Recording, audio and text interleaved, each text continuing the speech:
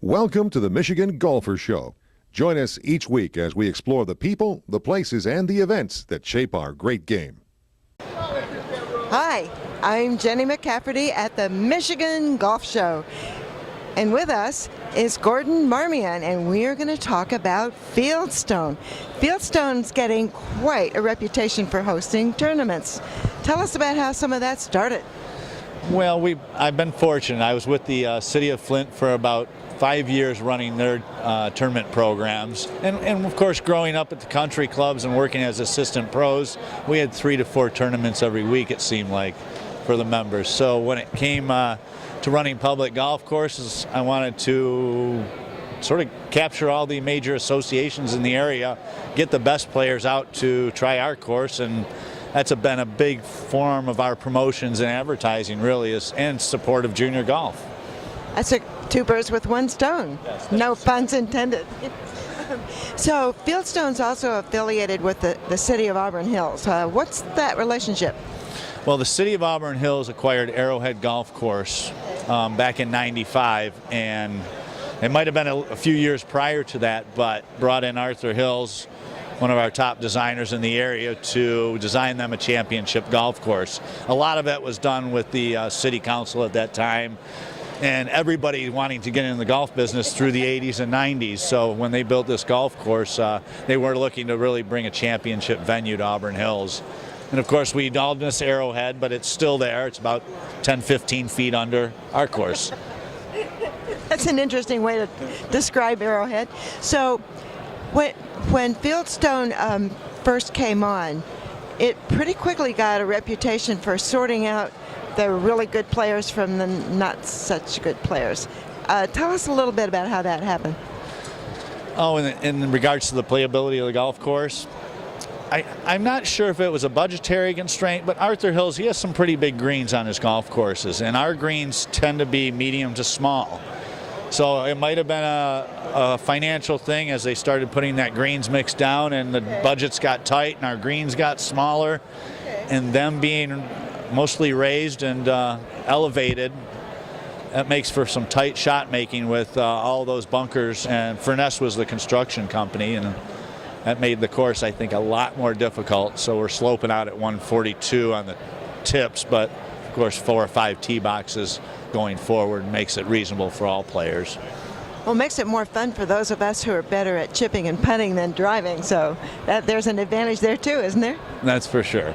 That's for sure. And I think Arthur Hills is very fair. You usually get to see what's in front of you off his tee boxes.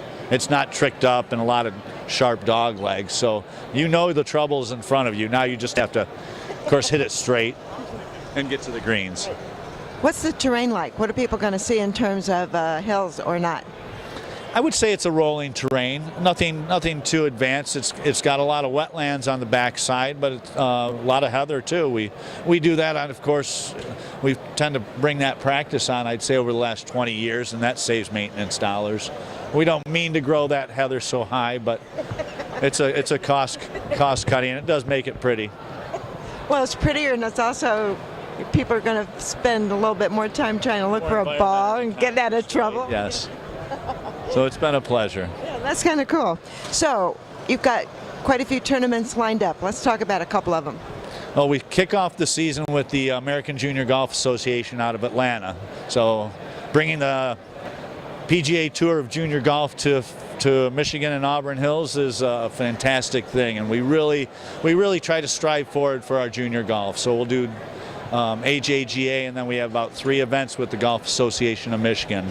Michigan AM qualifier is always in May with our course, and then we also have the USGA Junior AM qualifier for the juniors, and I think they gave us net team championship this year. So we've got a good full host of tournaments, probably over 7 junior tournaments and a lot of regulars, and we'd love to kick it off, and those are the funnest because you get a lot of praise and you get to really beef your conditions up and bring it to the best level of play.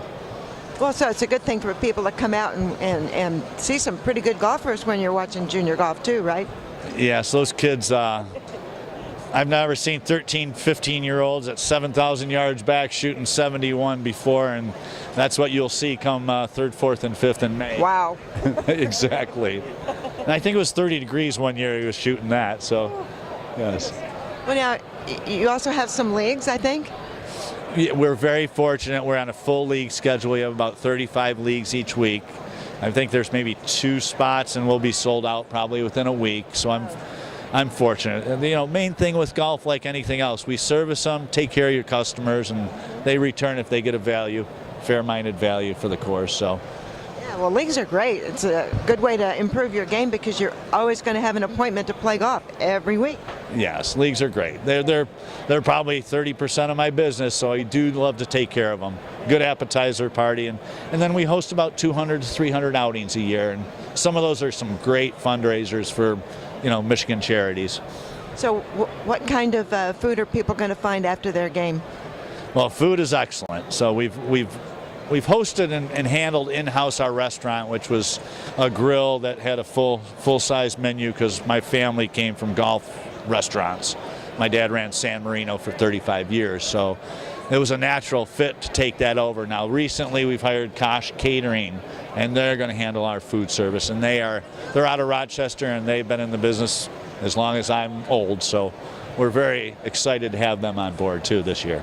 Thanks for talking with us. It sounds like fun to go to Fieldstone. Thank you so much. Big pleasure, and we'll see you all come spring.